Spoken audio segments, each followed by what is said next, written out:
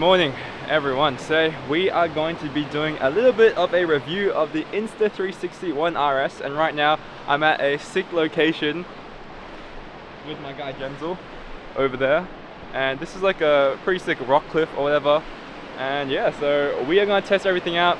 I'm going to give a review from a perspective of FPV flying as well, and also normal action camera usage. So it's really early, we're going to send it on the quad right now very soon, so let's get things going.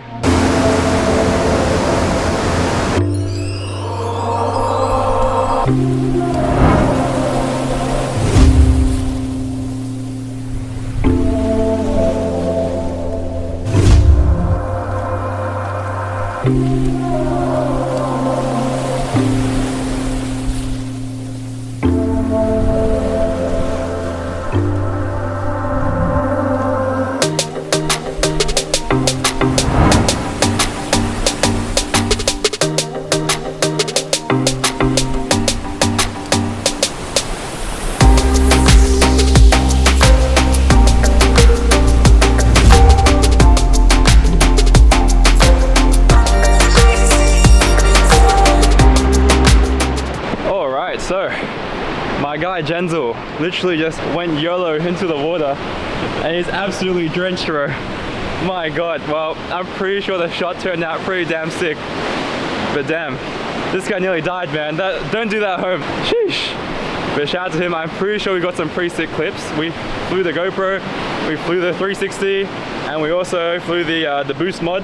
Let's get back up right now and let's review the footage, or maybe we'll go fly somewhere else, but you'll see what I get up to. So we are back home right now and I've had a good look at all the clips we got. First and foremost, let's talk about the 360 camera. I am very pleased at the results. This is the first time I've used a 360 camera, and the fact that you can just change lenses so easily and all in one package is basically priceless, and that is a huge reason why I think this is such a GoPro killer, which we'll talk about more later. But basically, having the convenience of a 360 camera where you just point it anywhere, it records everything, it captures small moments in your adventure which you otherwise would probably miss, because for example me, I've got the Sony a7 IV.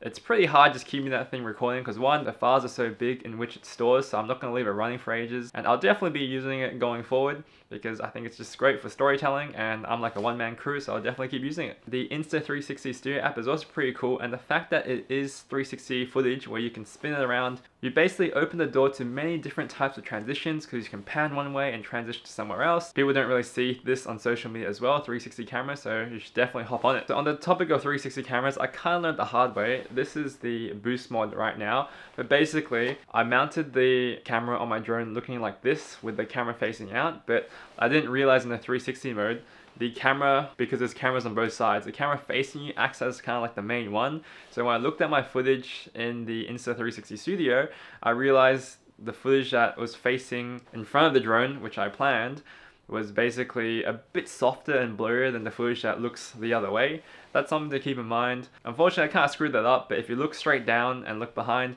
the footage is pretty good, so just keep that in mind. 360 for FPV is pretty cool. Obviously, you can't put ND filters, so you probably have to put some fake motion blur on. I think in the future I have to mount this thing a bit higher, which wouldn't be great for flight performance, but regardless, that does open new doors as well, and at the very least you can get some cool third-person view of your drone zipping everywhere. Another slight issue I had, nothing wrong with the camera, more a problem with me, is the camera requires you to install the 360 app on your phones to activate the camera, and unfortunately I didn't do that. So once I did, it kind of wiped my settings out. So the footage that I showed before was all basically like very high sharpness, which I personally like medium a bit more because too digitally sharp is not my cup of tea. And also, I think we're shooting a vivid color profile, so that was my bad. I also saw the update had 4K 60 FPS, so I shot 4K 60, and I didn't use the post-stabilization mode, which is probably the go-to. Basically, for FPV, you should always shoot 4x3, so you get the best stabilization. So we're going to fix all that up, and we're going to shoot again, and we're going to go to a location close by and continue the review, and let's look at the footage now.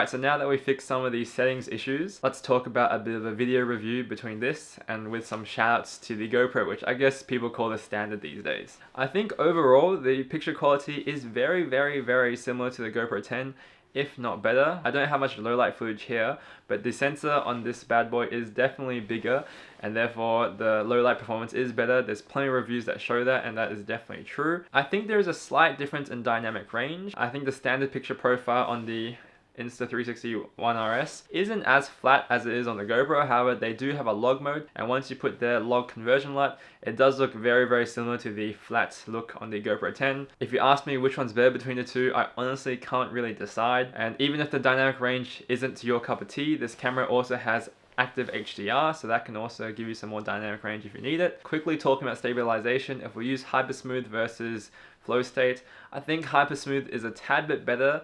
But to be perfectly honest, I don't use either of them. I always use post-stabilization, and you can actually use Gyroflow, which is a open source free software for both cameras. Honestly, they're pretty neck and neck. I wouldn't make that the deciding factor at all. I did, however, use the automatic flow state stabilization on the 360 footage, and it looks perfect. It looks extremely smooth, and I have no complaints about that at all. So overall, in terms of video, when we're talking sharpness, dynamic range, I think everything is pretty neck and neck. I've pixel peeped both videos of the GoPro and Insta360, and honestly, you can't really tell much of a difference. I think the only difference is sometimes the sky is a little bit more blown out on the Insta360 One RS. However, there's more details in the shadows, so that being said, you could probably reduce your exposure and then get a very similar look to the GoPro anyway. And like I mentioned, you can use active HDR, and you can also use the log profile to get a better looking image with more dynamic range. I think the one big difference for the cameras is the GoPro can record 5.3K, which you might not think is useful, but I always like recording horizontal, and if you have 5.3K, you get more pixels, you can crop into social media and retain a bit more quality than you can with 4K. Again, it's not really a big deal. That's a very niche use case. Otherwise, I feel like 4K, 5.3K is the same thing. And just one more big difference is obviously the low light on this camera is a lot better. The GoPro turns into mush and ugliness a lot faster than this bad boy here. Let's quickly talk some ergonomics of using the Insta360 One RS. I think this camera is designed very well. This friction stick where you can just pull out is extremely handy. Also, this little case, you can just click it open, slide everything out.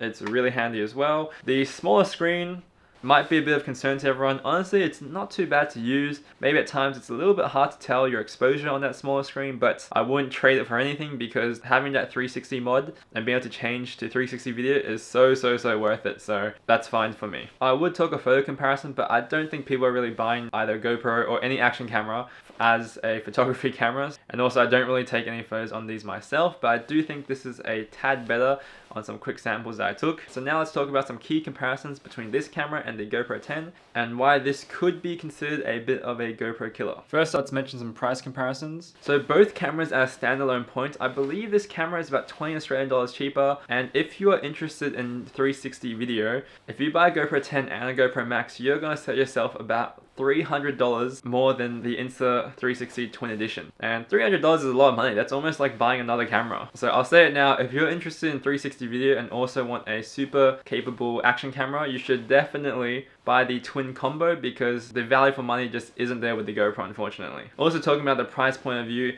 Insta360 to this point I think does treat its customers very well, in that everything is modular and you can use the old brains with the newer lenses, or the older lenses with the newer One RS brain. So you do save money with the new generations, whereas GoPro, you're gonna have to buy a new GoPro, which is always a bit of a chunk of money, especially when they just come out. So that's another way you can save money. Some slight drawbacks of the Insta360 is the boost mod.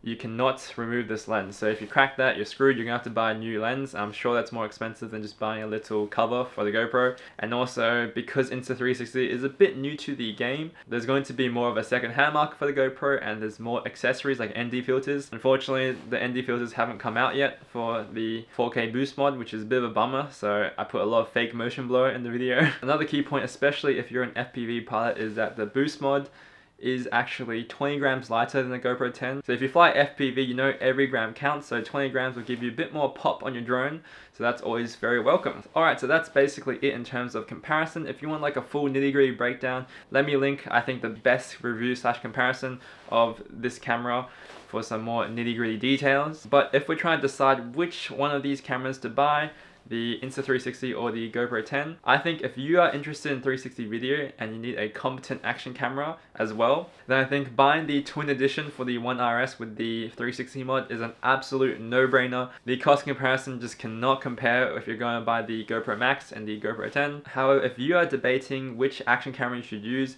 just for an action camera, maybe for FPV, or just using action camera in general, that is honestly a pretty tough decision. I think you should just look at some of these Insta360 One RS clips, and then all the other clips on my channel are from a GoPro 10, so maybe whatever you like more, you should go for that option. But honestly, there's not really that much separating between the two. If you are interested in low lights on the action camera, then you should definitely buy this. But other than that, you're going to have to do some pixel peeping, maybe just look at the colors, maybe look at just the end result and decide which picture / video you like more, so you can decide which one to buy. If you found this useful, leave a like, subscribe.